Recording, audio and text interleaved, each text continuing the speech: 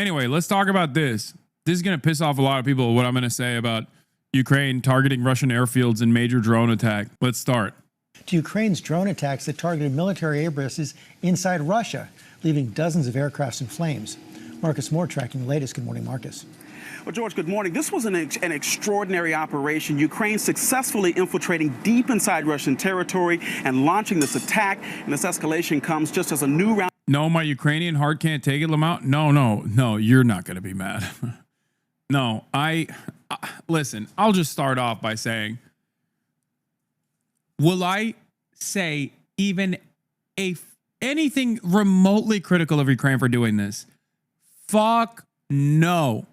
You can say lib take all day, every day. Is Ukraine completely fucking armed to the gills by every single Western nation? Absolutely. Okay. Is Ukraine completely in the right to fucking blow up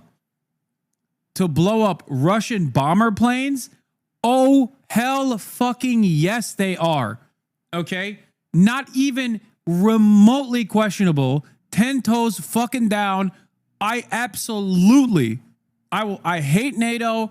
I hate American intervention. I hate what Russia has done, obviously, in Ukraine. There is no fucking remote possibility that I would ever criticize Ukraine for doing this right now, especially right now. Why? Okay. Why? Because not only did Zelensky basically get on his fucking hands and knees, okay, and say, yes, master, I will do whatever the fuck you want, as Donald Trump, being the fucking moron that he is, that was being guided by Vladimir Putin into attacking Zelensky and humiliating him, embarrassing him, weakening his position as within the leadership structure of Ukraine, while also forcing him in to cutting a horrible deal for the Ukrainians after so many people have died.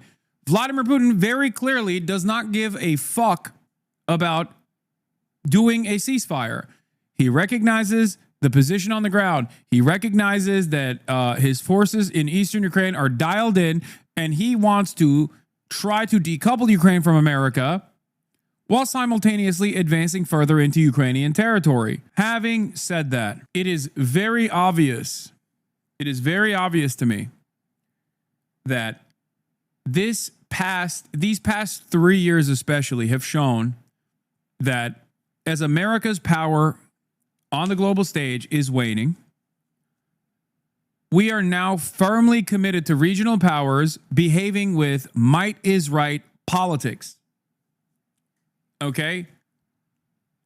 And one thing that I have seen from what Israel does and what Israel gets to do and how Israel retaliates, Israel only responds to more vulnerable populations that it holds captive. Israel's response, for example, to Iran was incredibly limited in comparison to its response to Gaza, in comparison to response to even Lebanon, which was still infinitely more violent than what it did to Iran. But why? But still significantly more restrained than what it does to Gaza. Why? Because, I'm sorry to say this, but everyone is on their own. Okay? Everyone is on their own. And Russia, just like Israel, will only be forced to the table to engage in the act of bargaining when they realize that they've incurred penalties that are far too costly for the Russian government, for the Russian military. That's just true. So this act from the Ukrainian military was a last-ditch effort to try and show Russia that they still got some smoke, that they can still make this costly for them. Okay? At this point, I go so far as to say this is, it's a way to get Vladimir Putin, if this is a way to get Vladimir Putin to recognize that this is too costly, okay, and more of this could potentially happen, then, then great. Hopefully they can get to the ceasefire, get to the table to do an actual ceasefire proposal. From what I understand, they hit 41 bomber planes. 41. That is insane, okay? And not a single Ukrainian operator or agent that conducted this campaign died. In terms of the war of attrition, okay? And I don't know if it's actually 41 planes that are now inoperable, okay? I don't know how badly they damaged all of the planes that they claimed. That's the Ukrainian claim, so I'm sure the number is lower than that. All I'm saying is, contrary to what Israel did in Lebanon with the pager attack, this one,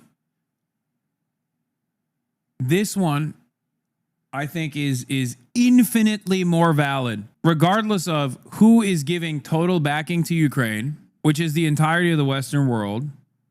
Well, not as much anymore. I'm telling you right now, it would be unimaginably hypocritical of me not to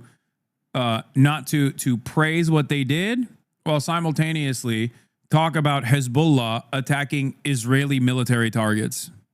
Okay? In an effort to cause some kind of penalty to the state that is conducting a genocide. You don't actually think someone like Putin will sign a deal, right? Like, why are we just removing reality and thinking he's some thought-provoking man that will peacefully chill out? Did I say that? Did I say he'll peacefully chill out? No, I didn't say that at all. I said, if this becomes costly enough, only then will he look at the deal in front of him and recognize it as a good one.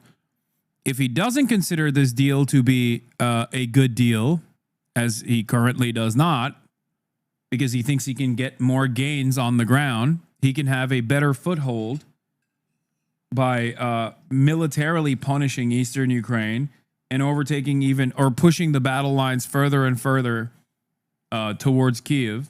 I think it's a valid one, hopefully in the direction of a ceasefire. Round of peace talks is set to get underway.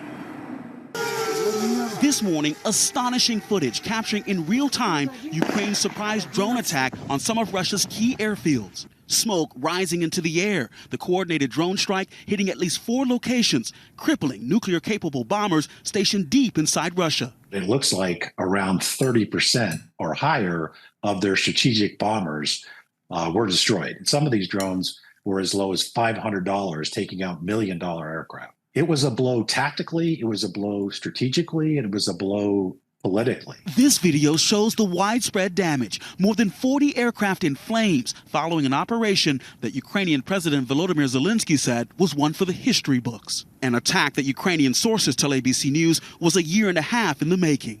The drones capable of striking Russia after first being smuggled into the country on what appear to be shipping containers. The containers equipped with retractable roofs that could be opened remotely. And when the timing was right, Ukraine struck. Drones seen here in video shared online flying out on their mission. The Ukrainians did not inform the U.S. ahead of time. The apparent escalation in this war comes as President Trump... Cap. I guess the only reason why I would believe that is because they just don't trust the Trump administration not to leak the details to Vladimir Putin ahead of time. Under different circumstances, I'd be like, I don't believe that. I would go so far as to say that America had a hand in this operation, but I feel like that's giving too much credit to the American intelligence agencies and not enough credit to where the responsibility is, which is like, I'm more willing to assume that they were in cooperation with like the European intelligence communities. I still think that America had a hand in this. Okay, I do. Nothing that Ukraine does, America has a hand in everything that Ukraine does. Okay. However, the reason why it's more believable than ever before is because of America's current posture. Like, I could see the CIA not informing Donald Trump.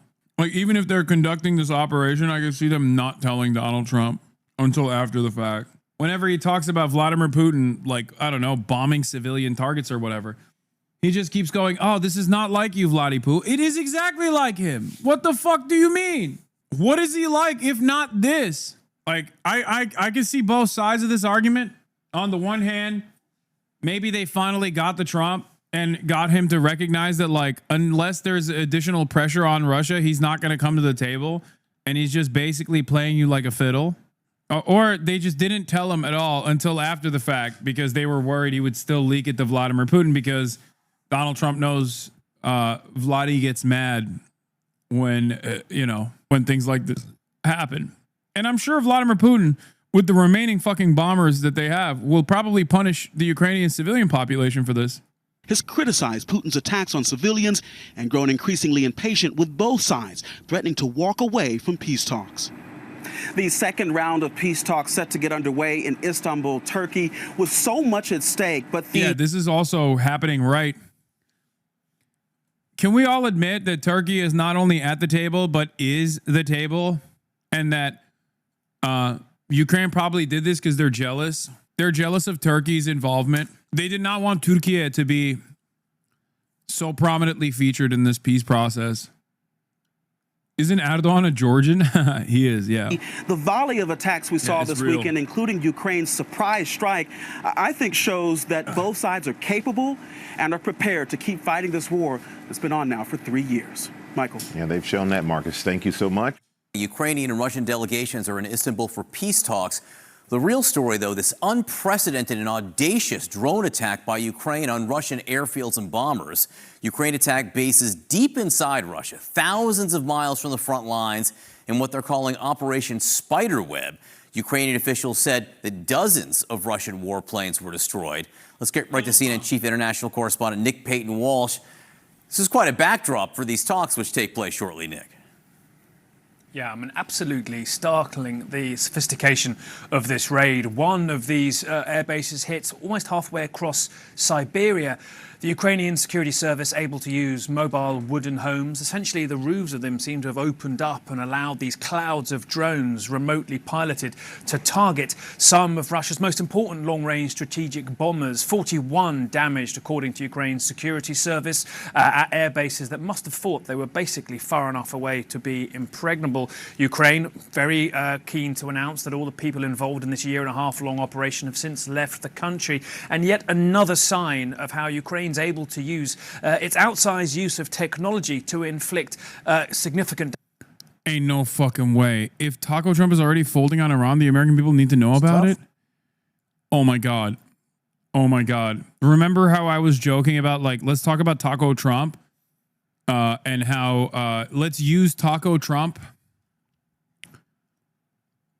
to get a ceasefire negotiation. Remember when I said that? This fucking piece of shit, this goddamn demon, turned around and is like, oh, Taco Trump, gotta nuke Iran. You better nuke Iran. He's doing it for evil.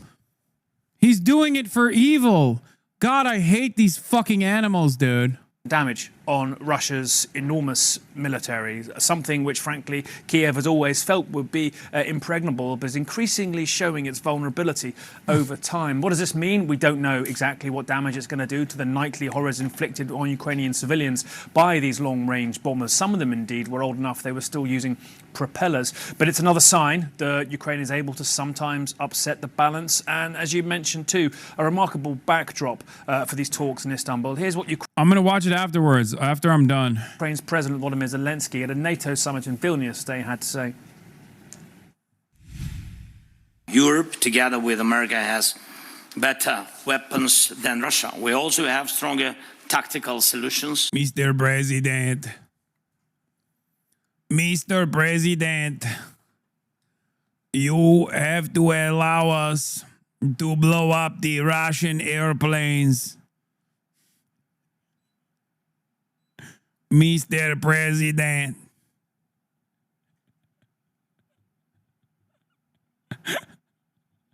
I'm sorry. They are saying you are Taco, Mr. President. I do not believe. Our Operation Spiderweb yesterday proved that Russia must feel what its losses mean. Now do Hamas. They don't even. Hamas rarely ever speaks English, dumbass. I would. I do like a Arab accent every now and then. Is what will push it toward diplomacy. We just lost the Ukrainians. You won back. Come on, dude. I mean, listen. I think this was an impressive act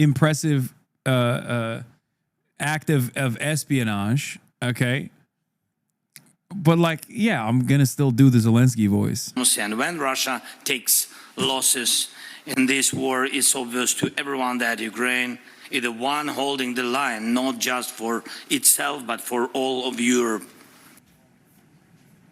You could see in his arrival in Vilnius, Zelensky there with a bit of a spring in his step, frankly. To Mr. President, I say, you're welcome.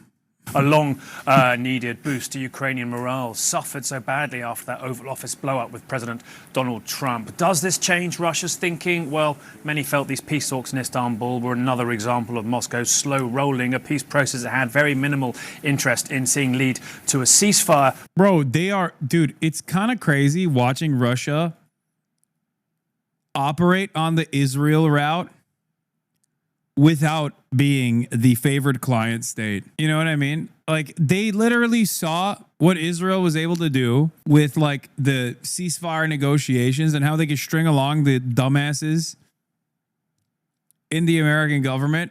And because imagine comparing Ukraine to Hamas, like the US ain't already giving Ukraine. Yeah, no, there is no comparison. We are backing Ukraine in this conflict. Okay. We are backing the complete ethnic cleansing of the Palestinians that Israel is doing and is committed to.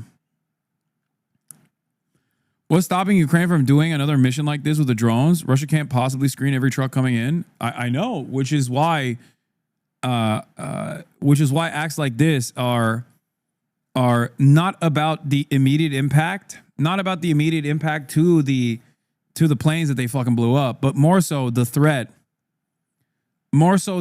of more incidents such as this one happening. That's the fucking real story here. But it may make the Kremlin begin to wonder if surprises like this come along. Also, for the record, blowback is not a concept exclusive to the United States of America, chatters. What the fuck kind of blowback do you think Russia is going to experience? Especially after it permanently annexes eastern Ukrainian territories. You think people are going to forget?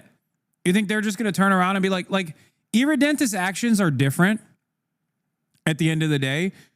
While Ukrainian nationalism is built around not being Russian, there still is a closeness both in language and culture and shared history between Ukrainians and Russians that does not exist for the Palestinians and Israelis.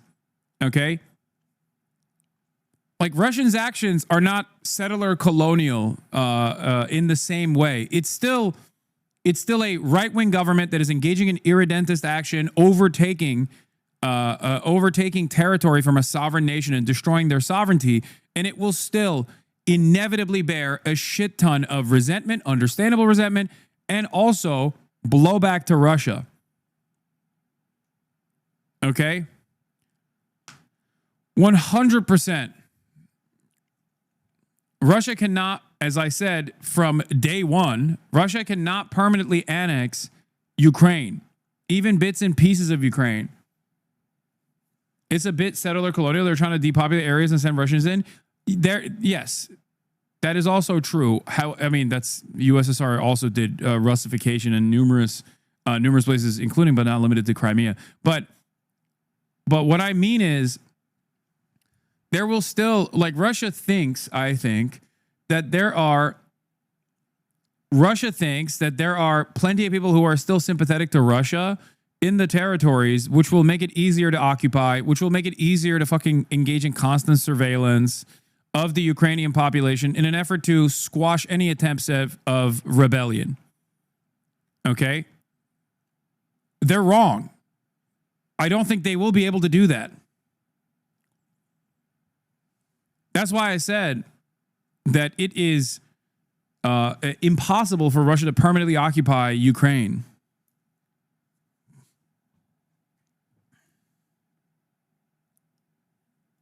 frequently enough how long they can sustain this conflict, and it may do practical damage to their war effort too, John. So a remarkable weekend here. I should point out too, record number of drones launched by Russia over the weekend, and a startling number taken out by Ukraine's electronic warfare too. So technology increasingly on Ukraine's side, John. Yeah, Ukraine very much trying to increase the costs on Russia and what impact that could have on discussions going forward. Nick Payton-Walsh for us. Thank you, Nick. Let's get more now on these major developments. With us now is Admiral James Stavridis. He is a CNN senior military analyst and former NATO Supreme Allied Commander. Also, CNN senior political commentator and former Congressman Adam Kinzinger. He's also a former member of the House Armed Services and Foreign Affairs Committee and served in the Air National Guard. Good to see both of you. Thank you so much. Congressman, you first. Do you think this is a game changer or of some other significance that Ukraine could pull this off? Yeah, look, this is a huge deal. I think no matter what happens, they are going to overstate its importance, though. Like, while I do think that this is a significant counter that will hopefully leverage Russia, that will hopefully give Ukraine more leverage to at least get Russia to the table. Okay, these guys, I suspect, are going to not try to push a ceasefire, but instead will be like, that's right. That's why Ukraine needs to keep fighting. Ukraine needs to keep fighting. Ukraine needs to keep fighting. It's obvious. Ukraine has all the manpower. Ukraine has all the power. Please keep fighting. Another spring counteroffensive incoming. Leverage Russia. Oh no. No, I mean, like, this gives Ukraine leverage because now that there is a ceasefire negotiation at the table, and Russia very clearly is using the ceasefire talks, the back and forth, in an effort to try and sever America's ties with Ukraine by constantly telling him, like, oh, we're any day now, we'll do a ceasefire, I promise, because he knows that this is beneficial for Trump. Okay? He knows what motivates Trump. Vladimir Putin is a leader of a state for decades now. This is, I would actually say this is right there with when Ukraine had their very successful counteroffensive. Keep in mind, we've recently had, the President of the United States say that Ukraine doesn't hold any cards. This is cards. This is a serious amount of cards, by the way. Potentially taking out a third of Russia's bomber force is what this could potentially be, is a hit like no other. And keep in mind, Ukraine is actually winning this war as a defending country. All you have to do to win is keep defending until the attacker runs out of combat power. At the beginning of the full-scale invasion, Russia occupied 30% of Ukraine. Today, it's 18%. They've lost 1 million men, casualties in that process, and now potentially a third of their bomber force. Oh my God, I can't listen to this. Oh my God, I called it. Oh my fucking God, I called it. Instantly, dude. Insta-lock. Adam Kinzinger, dude, Ukraine is fucking eviscerated. Ukraine basically cleansed the entire Russian population of armed and able-bodied men. They can keep going. They're winning right now. We have to keep giving them our old dusty equipment. Delusional, dude. Fucking delusional. Oh my God, I hate these people. I hate them so much. What a fucking crock of shit. No, this is good as long as it actually offers Ukraine leverage to force Russia to a ceasefire.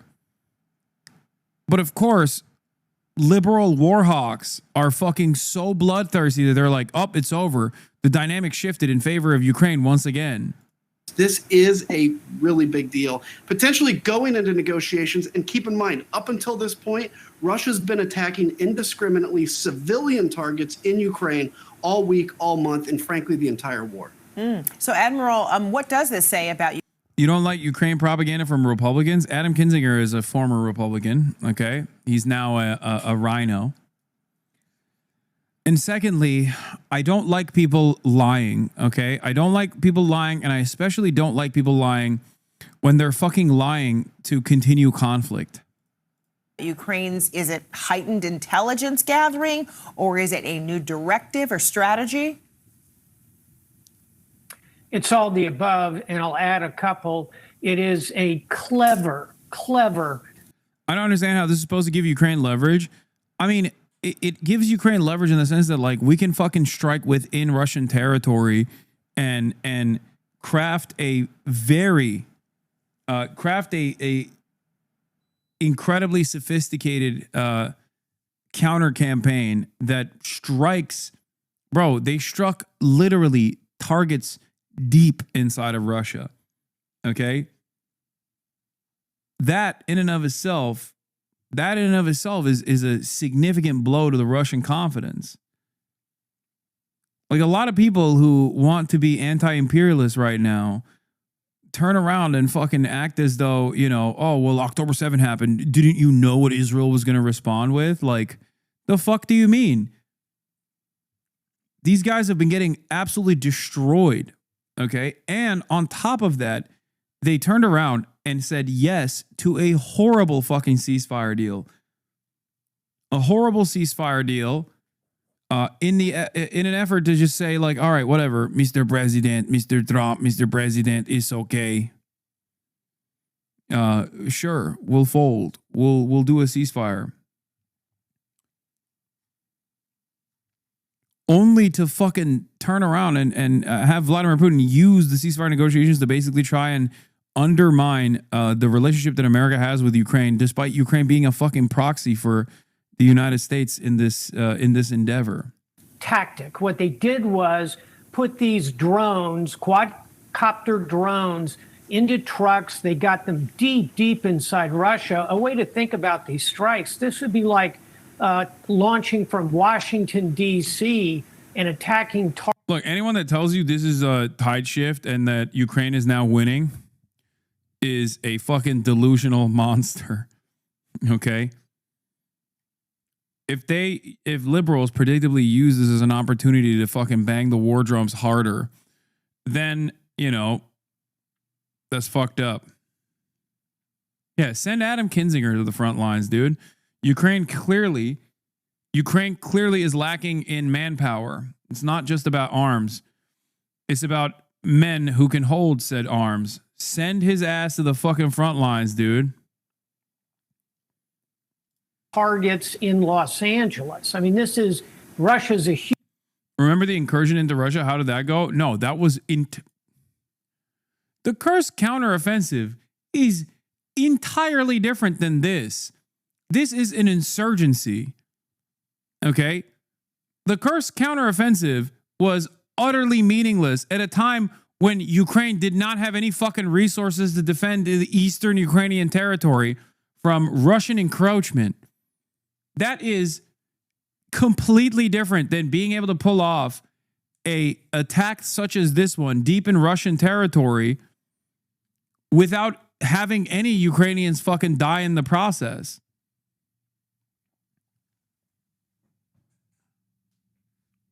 This is insanely cheap. And because it's insanely cheap, it means it can happen again. Do you not understand? Do you know how fucking costly the Kursk counteroffensive was? Like, an incredible amount of fucking resources was shifted into encroaching in the Russian territory at a time when every single able-bodied man is needed on the fucking front lines. And Russia basically took advantage of that. Russia took advantage of that and further encroached into eastern Ukrainian territory. This, on the other hand, is literally nothing.